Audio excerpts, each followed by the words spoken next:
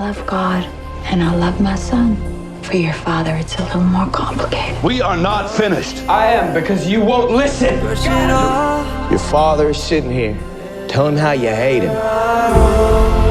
I'm not gonna pretend I hate my father. I don't hate my father. Then where is all this anger coming? Because you're making me angry. Say sometimes you gotta hurt a child in order to help them, but a mother knows when something isn't right. I don't want to pretend anymore. I've had to ask myself and God if I'm ready to lose you. You're a revelation. Won't you liberate me now?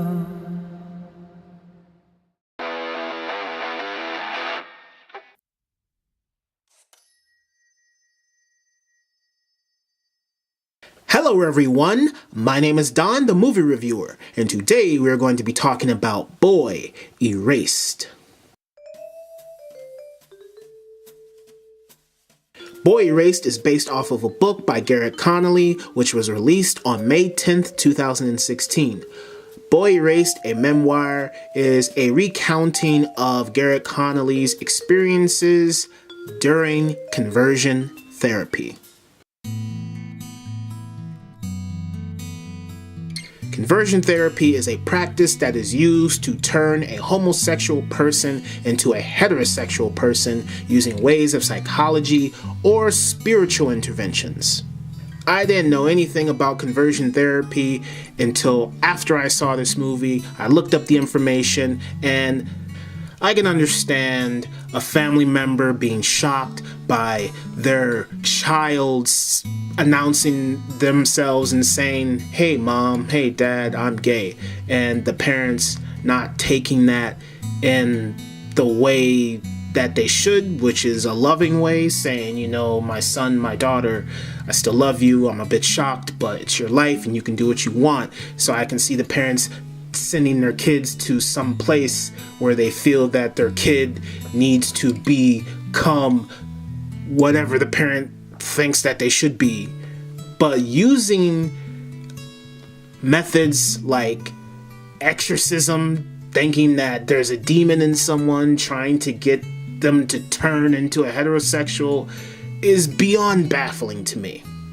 Also, while looking up these methods, it said that in most cases, they would use electroshock therapy to try and counter-react this disease, which is homosexuality. Looking up this information, I discovered that conversion therapy is, as of right now, still legal in 41 states. The movie starts off with the main character, Garrard, played by Lucas Hedges. And we don't know much about Garrard except that his father, Marshall, who is played by Russell Crowe, wants his son to become a man. So they send him to this school where he is being treated for his manlyhood. And at that point in time, I was confused as to if he had revealed the fact that he was gay at the beginning, or if he hadn't already, or if his parents just sent him to this school to learn how to become a man. I was very confused at the very beginning of the movie as to why he was there. But as the movie progressed, we meet Victor, played by the director and the screenwriter of this movie, Joel Edgerton. And all the moments with Joel Edgerton were great. The scenes where he was challenging Garrard were very intense. And just witnessing how Victor and his fellow followers were treating these kids, it was very hard to watch.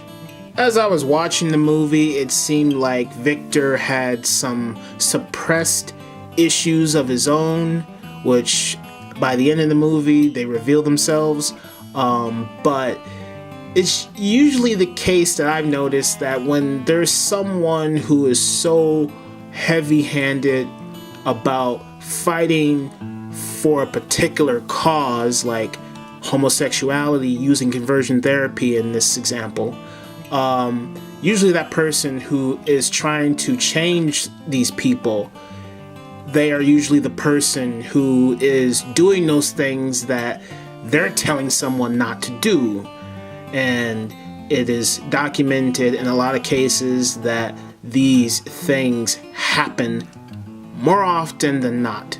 There was one scene in this movie that really disturbed me, and it was a scene between Garrard and this other character who I did not know. He just kind of popped in, and then this horrific thing happened where it felt very real, and it truly disturbed me, and I really felt bad for Garrard at this point because he did not deserve what happened to him, but it happened, and then it just goes away, and we don't see that guy again, and I was like, okay. I don't know much about Garrard in this movie. All I know from Garrard is that he doesn't really get along with his father, and his mother really loves him, and he goes to the school where he's being treated for his homosexuality, and they're trying to bred him into a man, and he kind of follows suit at first, but then by the end he gathers up the inner strength to fight against the people that are trying to convert him. All of the people who were a part of this program, I didn't know who any of these people were. None of these people are important.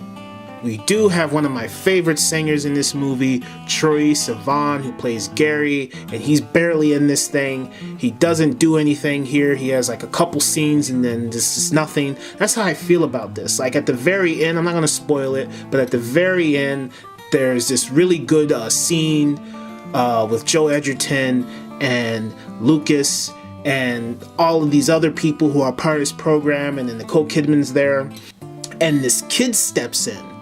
He intervenes, stopping Joel Edgerton's character from doing something that he might regret later, and it just came out of nowhere. I didn't know who this kid was, and then when it happened, you know, it's like baffling to me because I don't know anything about this kid. He just comes in here and he does something very heroic and just kind of disappears. That's how I feel about a lot of these characters. Like they come in and they do their job and they disappear for a long time, and we follow the main character in his journey, and then we meet a new character, and then, you know, they do their thing and then they disappear. And so I didn't care about any of the outside characters in this movie except for Garrard's parents. And Nicole Kidman gives a very stellar performance in this movie. The way she acts, her facial expressions when she's crying are amazing. She definitely gets a lot of screen time in this movie, and you can see her love for her son in this movie.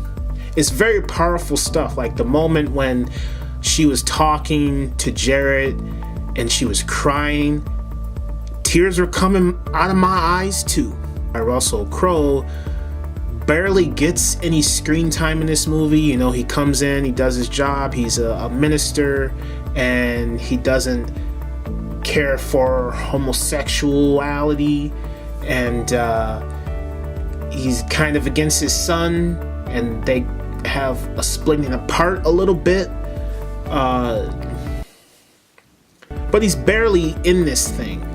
But when Russell Crowe is in this thing, he acts his ass off as well. And there was a scene with him where his facial expression was priceless, and as soon as I saw his face, you can see that he is filled with anger, but yet also sadness. And if an actor can portray their emotions without dialogue and just in facial expression, then by God, that is a great actor. And Russell Crowe and Nicole Kidman did fantastic jobs in this movie with the minimal amount of screen time that they got.